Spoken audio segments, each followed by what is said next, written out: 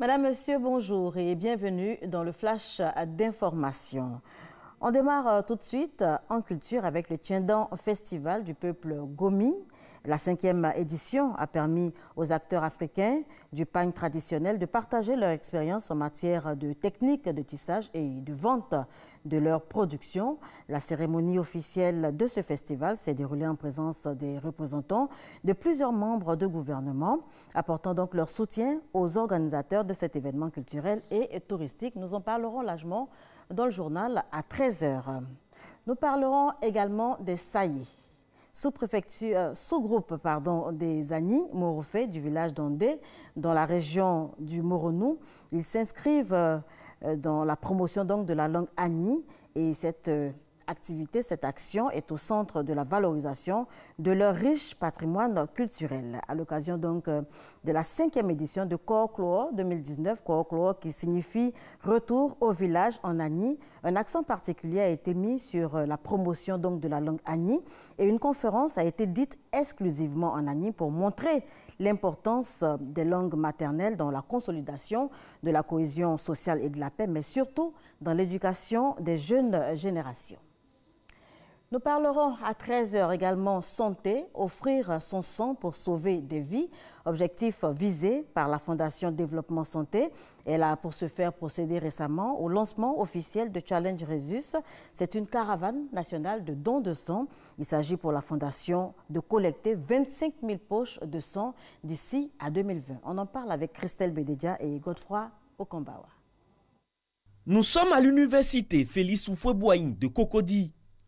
Ien est un habitué du don de sang et comme d'habitude, il se rend à la caravane de collecte de sang lancée par la Fondation Développement Santé. Comme d'accoutumé, il doit renseigner une fiche technique en précisant ses identifiants et le nombre de fois auquel il a fait don de son sang. J'ai tendance à donner mon sang chaque 3 mois pour pouvoir aider des enfants qui en ont besoin. Je viens donner ce sang pour essayer de pallier un peu à ce déficit au niveau de la Côte d'Ivoire. J'avais prévu donner mon sang parce que ça me permet de bénéficier d'analyses gratuites et aussi de pouvoir sauver des vies. Ils te font un bilan complet et bien suivi. Le sang ne se fabrique pas au laboratoire. On ne peut pas l'acheter. Le sang est donc un liquide vital qui, lorsqu'on en a perdu une certaine quantité, entraîne fatalement la mort. Donc il faut des donneurs. Il faut des gens pour donner du sang, pour que cette pénurie à laquelle on assiste là puisse être un mauvais souvenir qui est passé. Donc j'en appelle à toute la solidarité parce qu'il n'y a pas plus grand acte d'amour et de solidarité que de donner du soi. Cette première édition de Challenge Rhesus intervient dans un contexte de pénurie de sang au plan national. Ce sont au total 25 000 poches de sang qui seront collectées d'ici à 2020.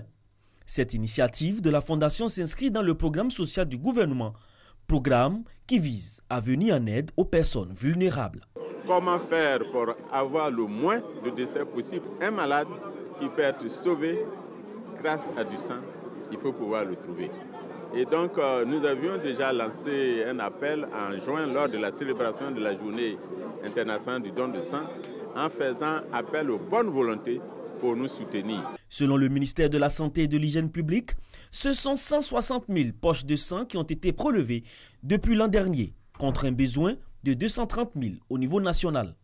La caravane Challenge Rhesus va sillonner plusieurs communes du district d'Abidjan et les villes de l'intérieur de la Côte d'Ivoire. Créée en 2008, la Fondation Développement Santé œuvre dans l'humanitaire et la solidarité. Elle revendique à ce jour plus de 1000 membres.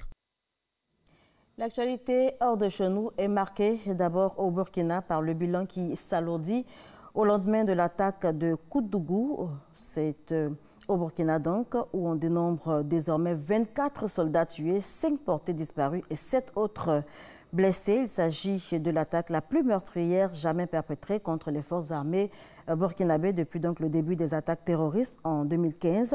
Le président burkinabé Roch-Marc Christian Kaboré appelle ses compatriotes à rester debout.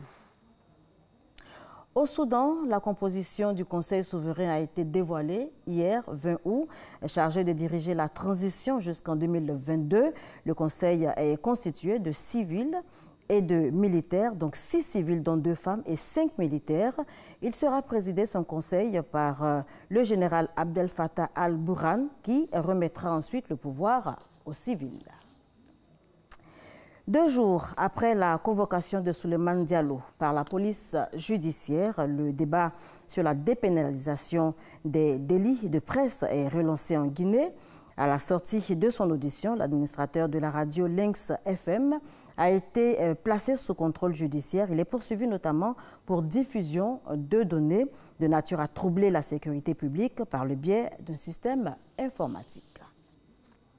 Et puis l'Italie, pour terminer, l'Italie où le président du Conseil, Giuseppe Conte, annonce sa démission. Dans un discours solennel devant le Sénat, il accuse son ministre de l'Intérieur, Matteo Salvini, d'avoir été irresponsable, ce sont ses mots, en déclenchant la crise gouvernementale qui secoue le pays depuis le début du mois d'août. On se retrouve à 13h pour le journal.